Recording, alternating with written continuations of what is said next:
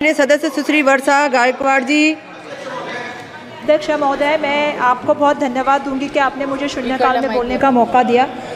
सन्माननीय अध्यक्ष महोदय, मी मराठी भाषेला अभिजात भाषा म्हणून दर्जा द्यावा अशी मागणी या ठिकाणी करत आहे। लाभले आम्हास भाग्य बोलतो मराठी, जाहलो खरंच धन्य ऐकतो मराठी, धर्म पंथ जात एक जाणतो मराठी, एवढ्या जगात माय मानतो मराठी, आमच्या मनामनात दंगते मराठी, आमच्या रंगरंगात रंगते मराठी, आमच्या उरात सांत्वनते मराठी, आमच्या नसानसात नाचते मराठी।